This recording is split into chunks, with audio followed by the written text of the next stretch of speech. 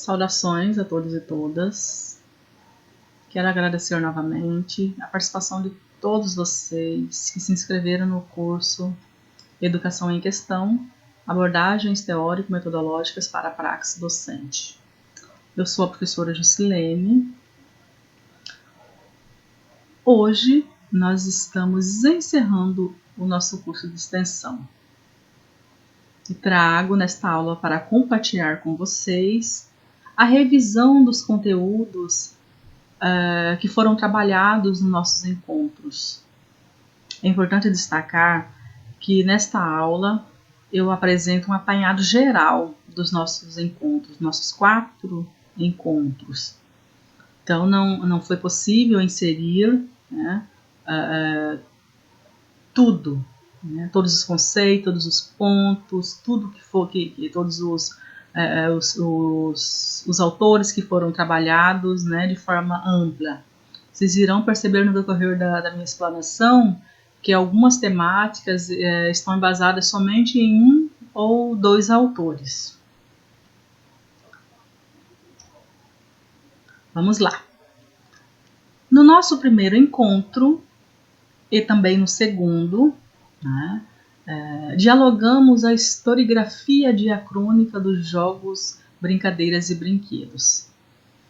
No início foi exposto resumidamente um histórico da concepção de infância, que foi primordial para compreendermos como era vista a criança e como foi a transformação em sua tenra idade.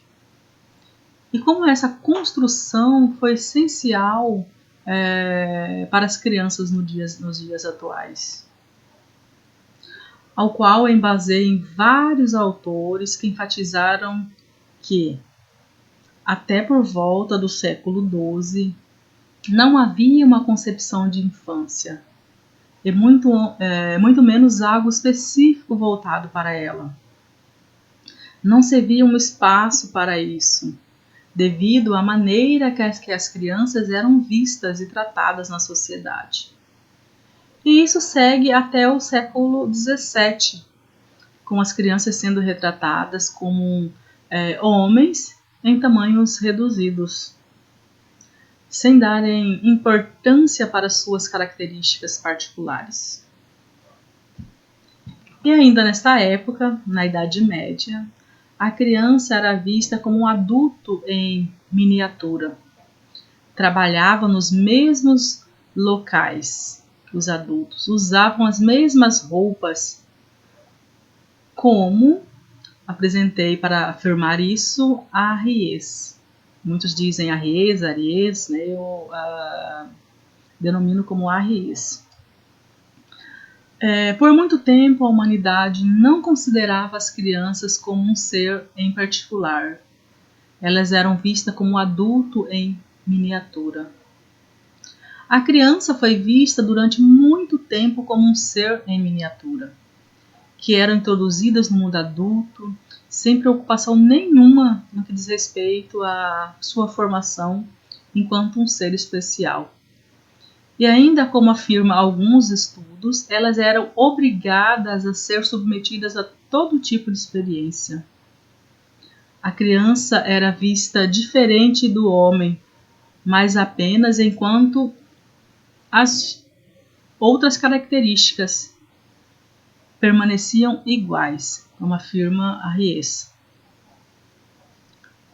Trago algumas fotos para vocês visualizarem de como elas trabalhavam.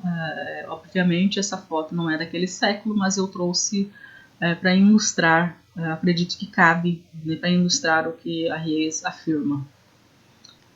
Por não haver distinção entre adultos e crianças, cabia a elas aprender as tarefas do dia a dia, a trabalhar, a ajudar os mais velhos nos serviços. E a passagem que tinham por sua família era muito breve. Pouco depois que passava do período de amamentação, a criança já passava a fazer a companhia aos adultos, para que aprendesse a servir e trabalhar. E também eram dadas para outras famílias, criadas por outras famílias para que nesse novo ambiente elas aprendessem um ofício. E foi a partir do Renascimento, no decorrer do século XVII, que se dá os primeiros passos para a separação do adulto e da criança. Trouxe para embasar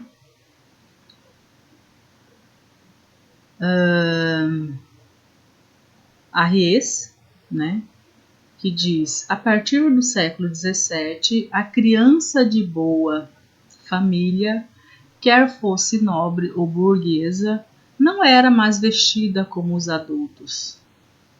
As mesmas passaram a ter os trajes separados para sua idade, que fazia a distinção dos adultos. E afirma Ries ainda que no fim do século XVII pôde-se notar as primeiras mudanças do conceito de infância. Um dos maiores contribuintes para tal mudança foi a Igreja, que teve um papel fundamental ao associar a imagem das crianças com de anjos, que refletiam inocência e pureza. Sendo assim, segundo o autor, Deus as favorecia devido à sua singela e suavidade, que se aproxima da impecabilidade, impondo uma necessidade de amar as crianças e tornando a educação obrigatória, contrariando a indiferença existente há tanto tempo.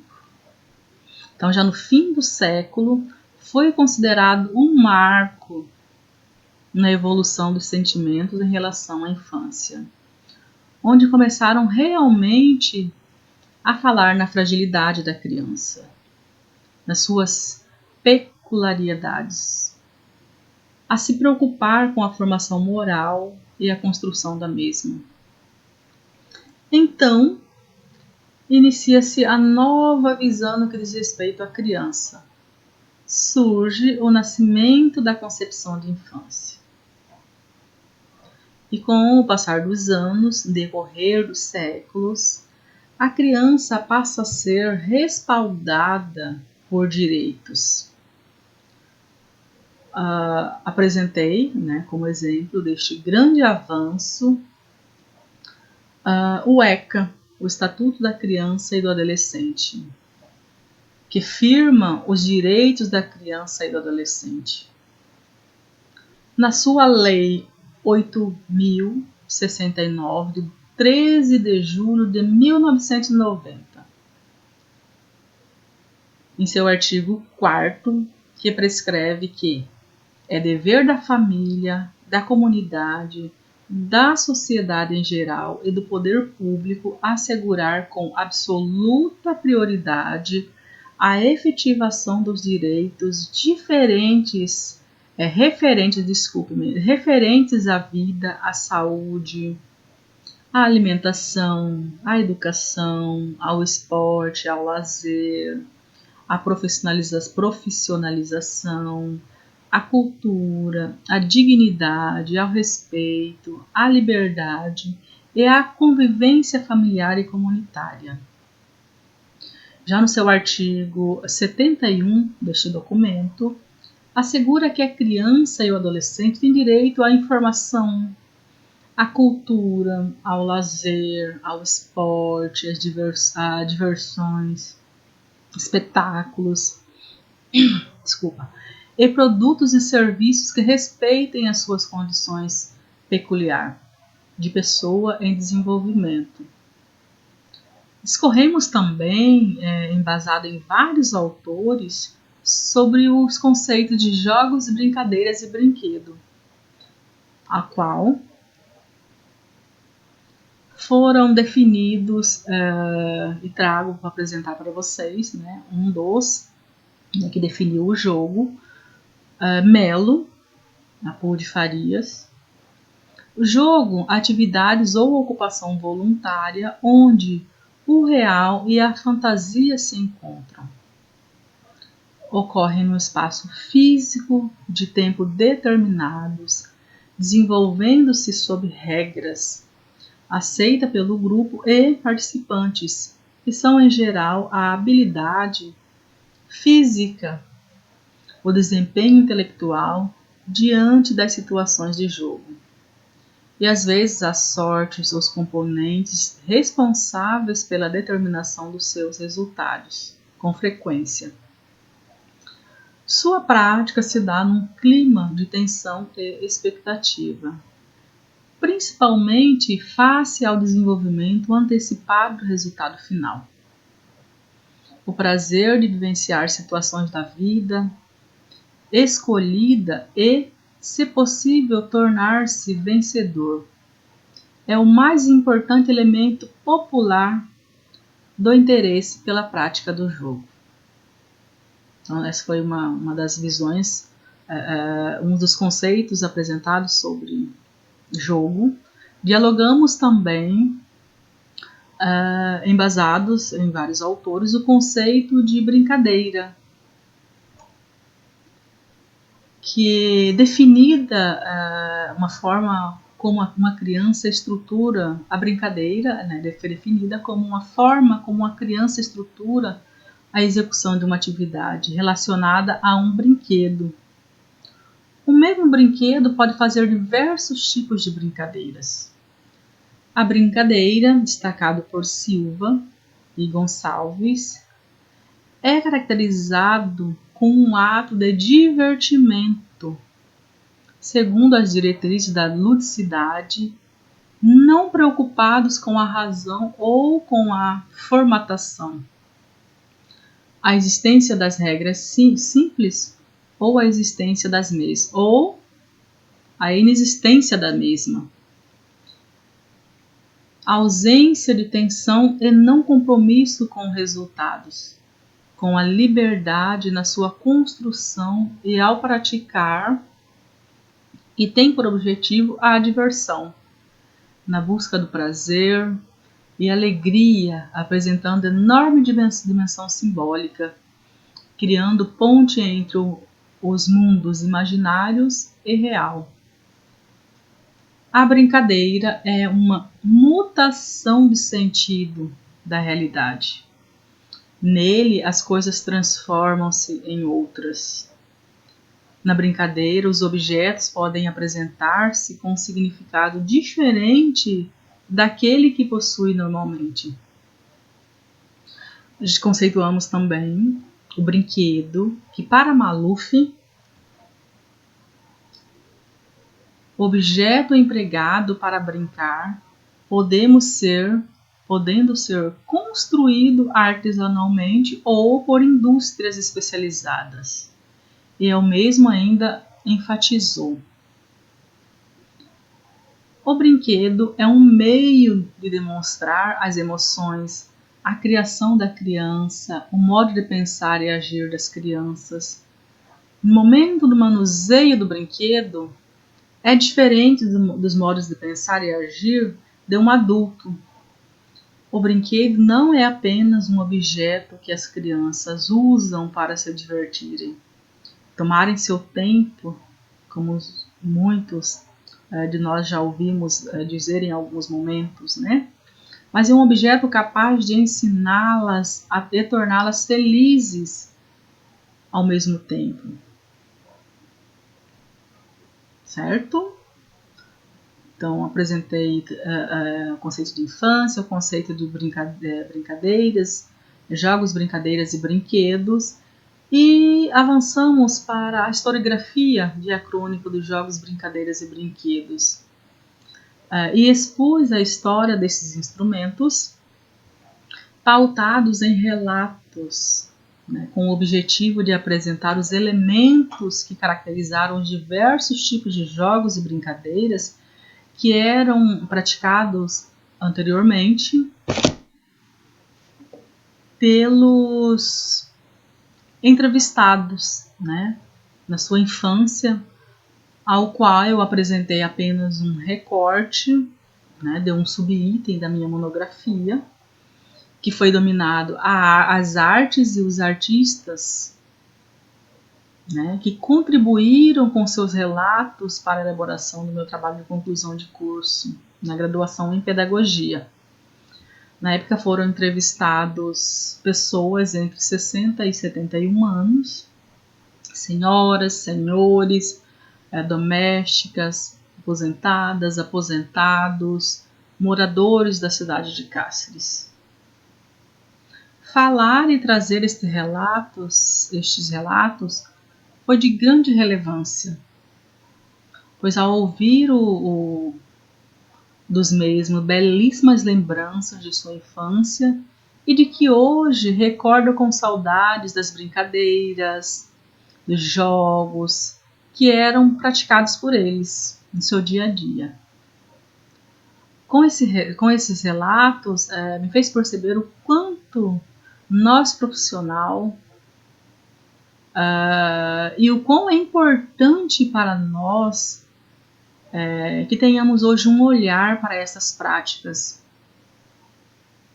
né? E para esses instrumentos pedagógicos, até mesmo buscar em nossa sala de aula inserir esses instrumentos pedagógicos, essas práticas, inserir na nossa família, com os nossos filhos, resgatar um pouco destes que foram e que estão tornando-se esquecidos por muitos. Os relatos coletados junto aos entrevistados, foi possível perceber que todos tiveram uma experiência importante sobre o tema, né?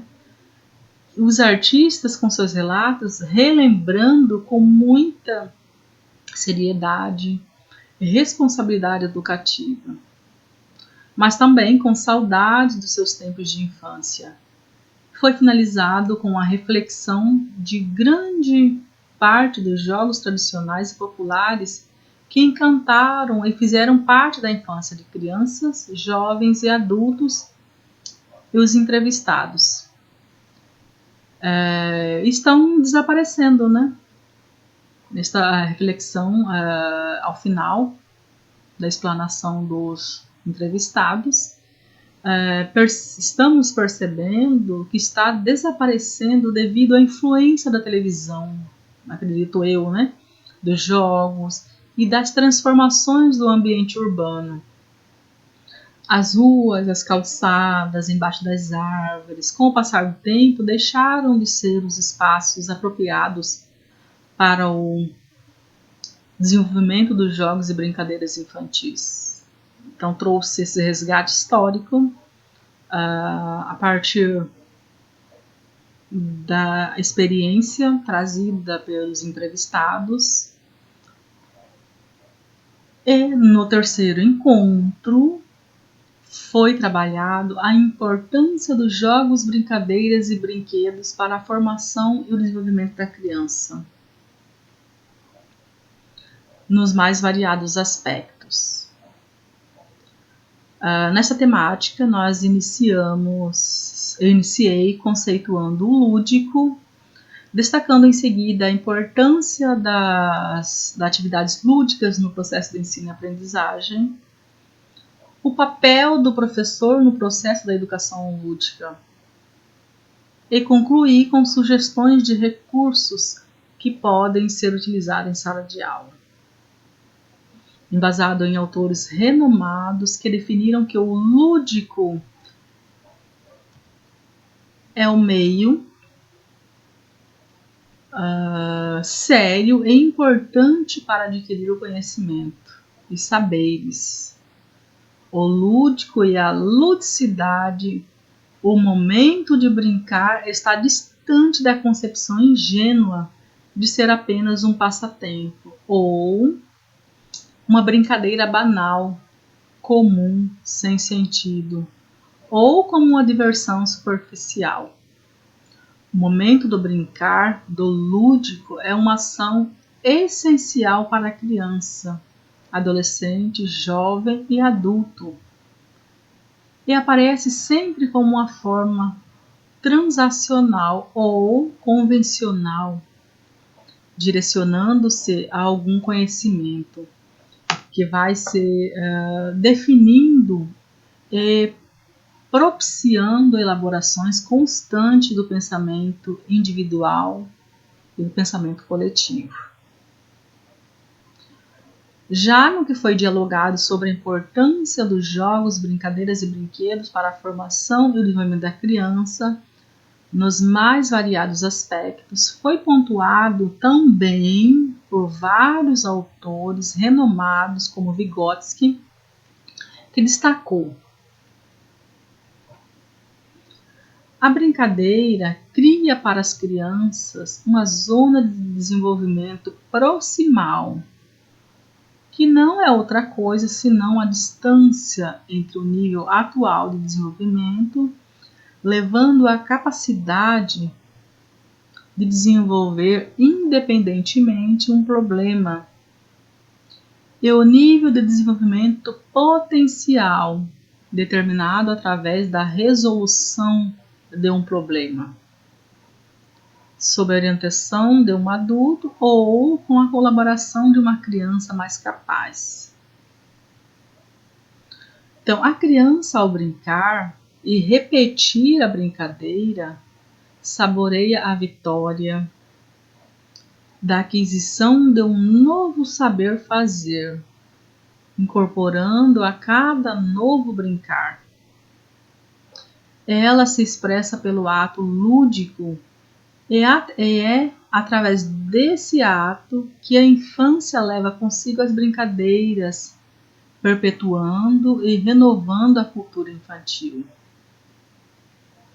Trouxe ainda também para contribuir Maranhão, que enfatiza que o brincar para a criança é muito importante e é necessário que conheçamos as necessidades do desenvolvimento infantil a fim de proporcionar oportunidades que elas necessitam para o seu desenvolvimento. É brincando que a criança cria uma ponte entre o imaginário e o real, manipulando o real. Certo? E para pensarmos no item, qual é o papel do professor nesse processo da educação lúdica, expus alguns pontos como: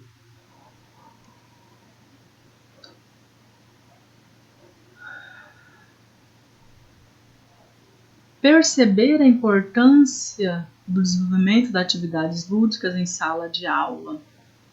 O professor deve estar preparado para utilizar todos os tipos de brincadeiras a partir da realidade dos alunos.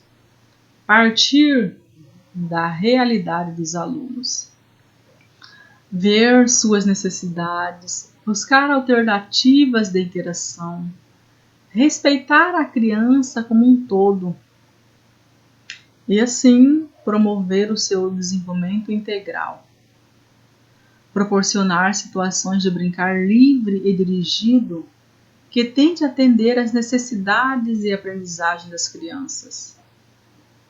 Ser competente investigador e observador. Avaliar as atividades que estão sendo realizadas, intervindo no momento certo. Então, pontuei também, alguns dos pontos, ao qual o professor é um papel que o professor tem nesse processo de educação lúdica. Então, apresentei algumas desses papéis, que o professor tem para o desenvolvimento da criança com a educação lúdica. Também apresentei algumas sugestões a serem utilizadas como recurso em sala de aula. Pontuei as brincadeiras de roda, histórias infantis, teatrinho, os jogos coletivos, as bibliotecas, utilização de sucatas para realizar várias construções, entre outros. Então, também algumas sugestões de como trabalhar com a ludicidade em sala de aula. Quais formas? Então, são essas algumas das sugestões que eu pontuei. Em consideração a tudo que foi trabalhado, destacou-se que o lúdico é um grande laboratório que merece a atenção dos pais e dos educadores. E não há dúvida que no ato de brincar, que a criança se apropria da realidade, atribuindo-lhe significado. E é necessário que o professor, no processo de formação acadêmica ou no decorrer da experiência, obtenha amplas informações acerca da relevância assumida pelo lúdico no processo de ensino-aprendizagem. Certo? Já no quarto encontro,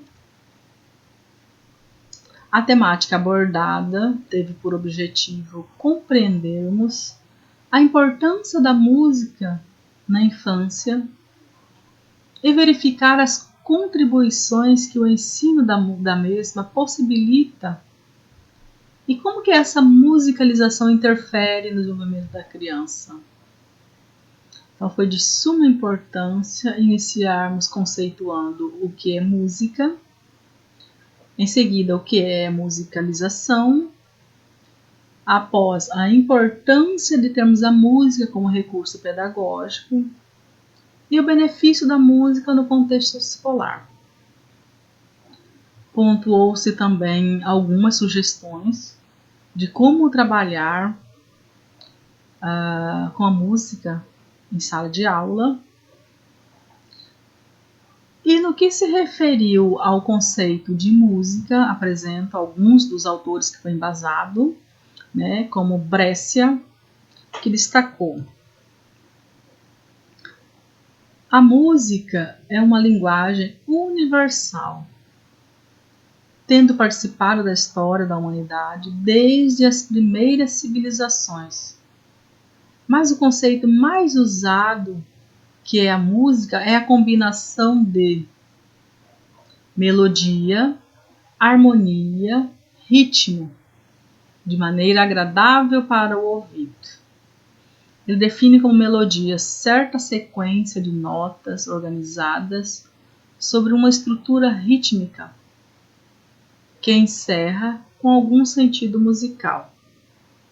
Harmonia, que é a combinação de notas musicais para produzir acordes e logo para produzir progressões de acordes.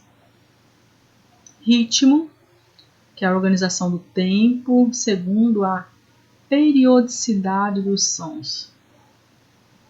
Afirma ainda que, no sentido restrito, é a parte de coordenar e transmitir efeitos sonoros, harmoniosos e esteticamente válidos, podendo ser transmitida através da voz ou de instrumentos musicais. No conceito de musicalização, apresentei, e foi enfatizado que as atividades que envolvem a musicalização no processo de desenvolvimento permite que a criança conheça melhor a si mesma e ao próximo, desenvolvendo sua definição de esquema corporal e também oportuniza a comunicação com o outro. Dialogamos com vários autores sobre o conceito de musicalização.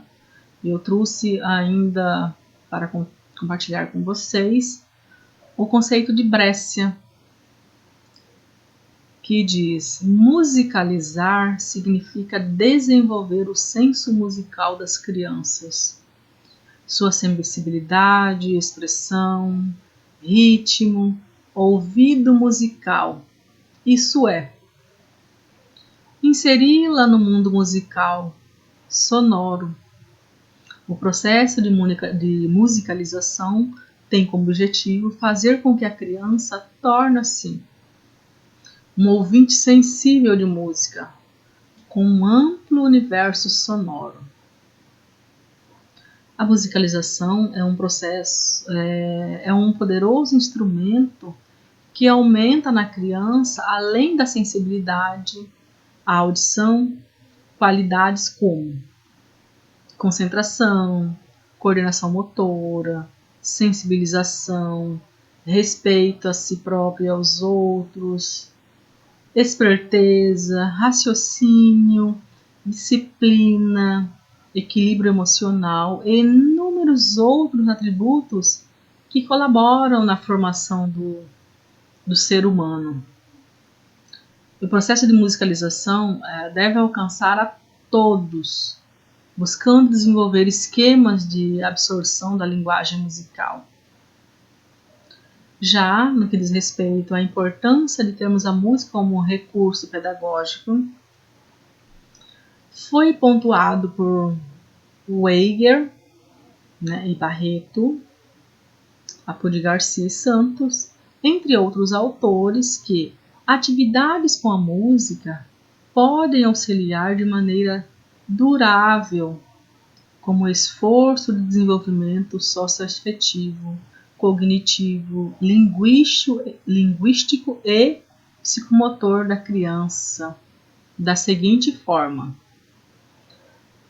através do desenvolvimento socioafetivo, ao qual a criança aos poucos vai formando a sua própria identidade, percebendo-se diferente dos outros e ao mesmo tempo buscando integrar-se com os demais. Por meio do desenvolvimento da autoestima, ela aprende a aceitar-se com suas limitações e capacidade. As atividades musicais em grupo melhoram o desenvolvimento da socialização, a compreensão, a participação e estimulando a cooperação. Dessa forma, a criança vai fortalecendo o conceito de respeito ao próximo. Além disso, ao expressar-se musicalmente em atividades que lhe geram prazer, ela libera seus sentimentos, expressa suas emoções, desenvolvendo um sentimento de segurança e realização pessoal. No desenvolvimento cognitivo-linguístico, apresentado por eles também, ao qual a origem do conhecimento da criança são as vivências que ela já traz consigo para a escola. Nesse sentido, as experiências musicais vividas por ela em casa farão com que facilite uma participação ativa, favorecendo o desenvolvimento dos sentidos das crianças. Ao trabalhar com os sons, ela desenvolve sua capacidade de ouvir melhor e com um detalhamento de ritmos e sentimentos musicais. Ao acompanhar com gesto ou dança, ela está trabalhando a coordenação motora e a sua atenção e concentração. Ao cantar ou imitar sons, ela está descobrindo sua capacidade e se relacionando com o ambiente em que vive. No desenvolvimento psicomotor, as atividades musicais elas oferecem diversas oportunidades para que a criança aperfeiçoe suas habilidades motoras. Aprende a controlar seus músculos e movimentar seu corpo com desenvoltura. O ritmo ele tem um papel muito importante na formação e equilíbrio do sistema nervoso. Isto porque toda expressão corporal, toda expressão musical, favorecendo um impacto emocional, a mente e aliviando as tensões. Atividades como cantar, fazendo gestos, dançar, bater palmas, e pés, são experiências importantes para a criança. Elas permitem que se desenvolva o senso rítmico, a coordenação motora, fatores importantes também para o processo de desenvolvimento da escrita e da leitura. Certo? Já no item ao qual eu trabalhei sobre os benefícios da música no contexto escolar, foi enfatizado que além de contribuir para deixar o ambiente escolar mais alegre, a música ela oferece um efeito calmamente, de acalmar, né, após os períodos de atividades físicas, atividades que exigem esforços, como visitas em ambientes externos. A música ela reduz o estresse em momentos de avaliação e também pode ser usada como um método no aprendizado de todas as disciplinas. E que o professor pode escolher várias músicas que tratem do assunto que será trabalhado em sua aula, em sua sala de aula. Isso tornará a aula atrativa, dinâmica e vai ajudar a rememorar as informações repassadas para as atividades posteriores. A música não somente é um simples implemento, além de ter fácil acesso, ela não necessita de muitos recursos e materiais, né? Precisa-se necessariamente de mais nada, além de alunos e professor, conforme foi destacado por Barreto. Trago Barreto para destacar isso. Ligar a música e o movimento, utilizando a dança, a expressão corporal, pode contribuir para que algumas crianças em situação difícil na escola possam se adaptar. Inibição psicomotora, debilidade psicomotora, instabilidade psicomotora, etc. Por isso é tão importante a escola se tornar um ambiente alegre, favorável a esse ao desenvolvimento da música em sala de aula. Apresentei também algumas sugestões de como trabalhar com a música em sala de aula.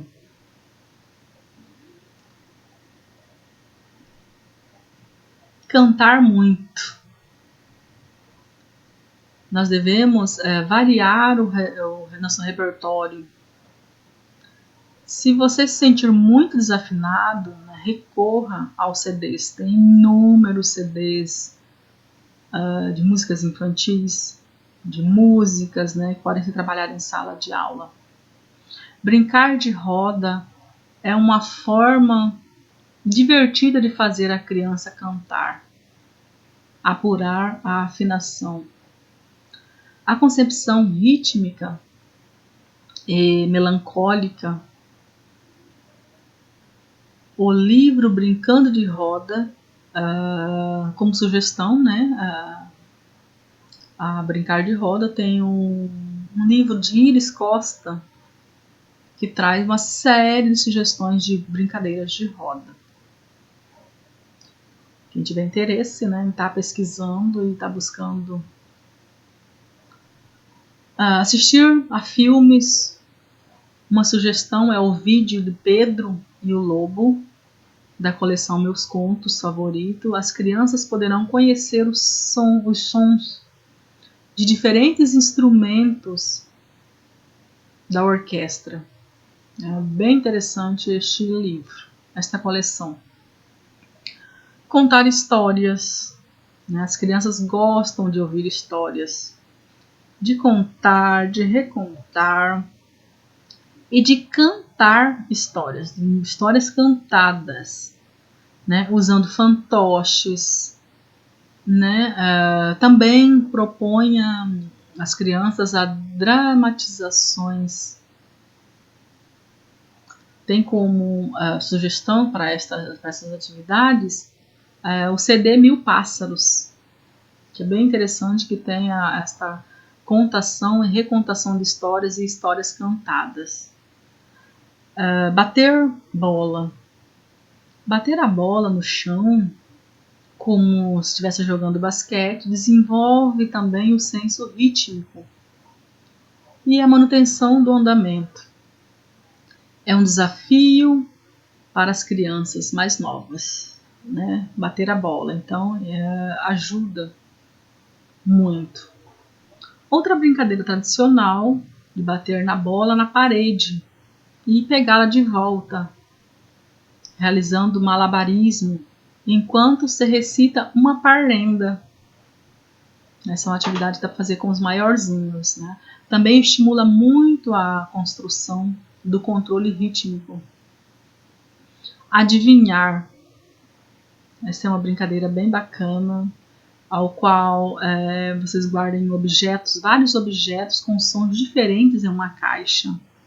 Sininhos, chocalhos, apitos de pássaros, reco-reco, latinhas, flautas, enfim, inúmeros objetos com sons, né? E venda os olhos das crianças, venda o olho da criança e faça um som para que elas tentam descobrir qual é o objeto.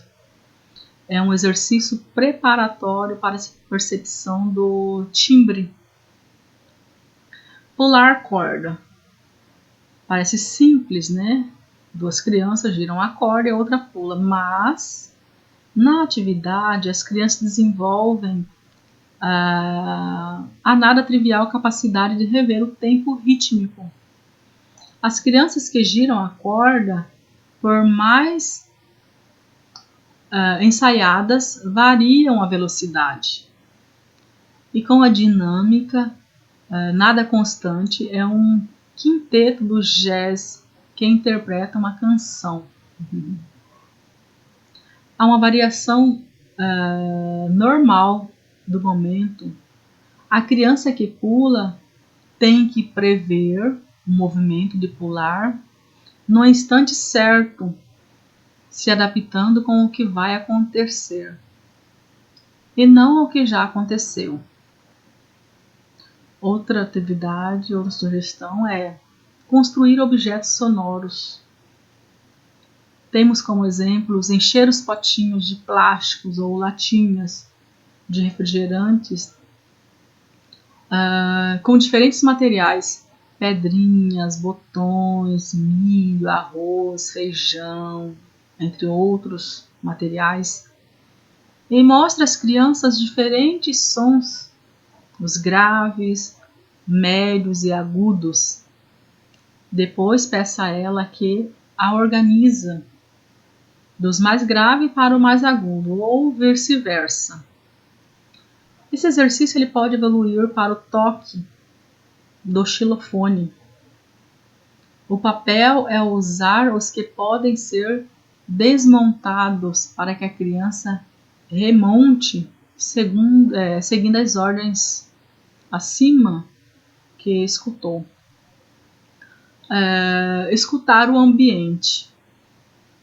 Convide todos que fechem os olhos e escutem. Depois, converse sobre o que ouviram. Sons naturais, como o canto dos pássaros, latido de cães, vozes, ventos, chuva, ou produzidos por máquinas e instrumentos musicais. Vale a pena também, né, pensar com a criança, passear com as crianças pela escola, para que elas observem os sons do cotidiano nos diferentes ambientes, como o pátio, a cozinha. Depois, as crianças podem fazer mapas, registrando suas observações, o que vai estimular a audição. Finalizo com algumas considerações referentes a essa temática, né, que asseguram que, através da música, as distintas áreas do conhecimento podem ser incitadas. Temos na musicalização um implemento para amparar os educandos a desenvolver um espaço que une expressão de sentimentos, valores culturais, ideias e facilita a comunicação própria do indivíduo. Portanto, cabe a nós buscarmos a maior variedade de informações e inserirmos o conhecimento nosso convívio no dia a dia, para que assim interfiramos,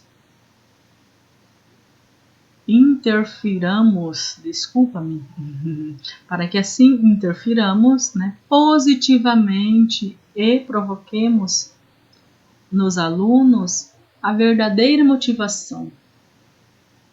A educação musical necessita considerar que o ensino e a aprendizagem da música não ocorrem apenas na sala de aula, mas em circunstâncias mais amplas. Por isso, o professor não deve discutir a música na escola, mas refletir em que educação musical pode ajudar no dia a dia dos alunos, interesses e dificuldades, buscando sempre decifrar a realidade em que vivem e atuam e quais formas de conhecer e aprender. O ato musical no espaço escolar ajuda no processo de aprendizagem, despertando e estimulando a área afetiva, cognitiva e linguística das crianças. Os benefícios que a música proporciona nessa fase, seja ela pela expressão de emoções, seja pelo raciocínio, seja pela sociabilidade, concentração, comunicação, e é de grande aproveito para a vida. Certo?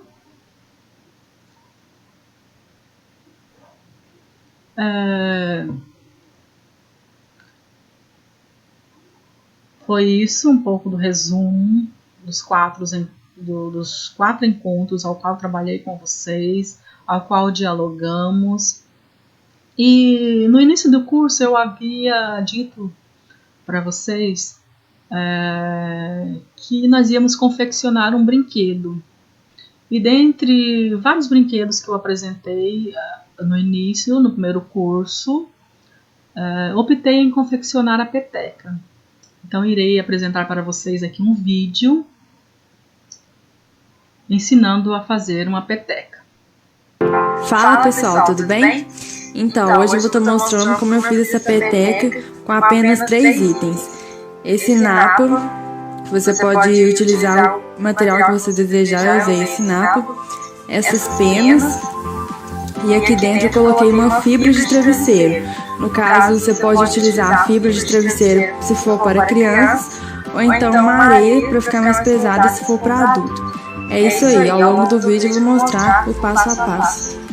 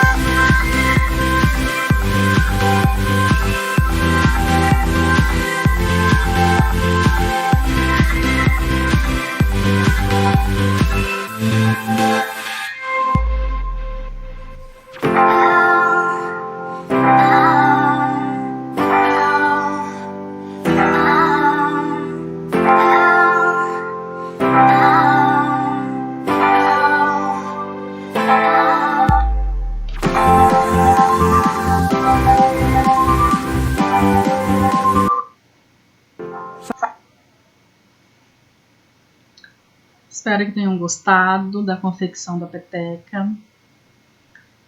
Então, ao término do curso, Educação em Questão, abordagem teórica e metodológica para a praxe docente, quero agradecer novamente aos coordenadores do curso, a professora Vanusa e o professor Luiz pelo convite, e toda a equipe do canal Educação em Questão. Quero dizer que tenho a plena convicção de que é o esforço coletivo que produz bons resultados e que, em grande parte, a caminhada se torna tão mais importante do que a meta em si. Estamos cientes de que o processo exigiria de nós um grande e coletivo esforço. Se ainda não podemos medir os resultados, com certeza podemos aproveitar do aprendizado que foi construído nesse processo. E é isso que nos faz melhores do que éramos ontem. Estamos aprendendo, fazendo, e ao mesmo tempo manifestamos o que somos ao fazermos e o quanto aprendemos. Trago uma regra de ouro da praxe educativa crítica, e é de uma pedagogia humanista transcendental, que não entendam nada pronto ou acabado, mas que levam as pessoas a construir e reconstruir a cada momento. Fazer e o ser. Nossa gratidão a cada pessoa que se inscreveu e participou do curso. Os que chegaram no início, os que chegaram na última hora, aos que aqui dedicaram seu tempo, deixando os outros afazeres e outras responsabilidades.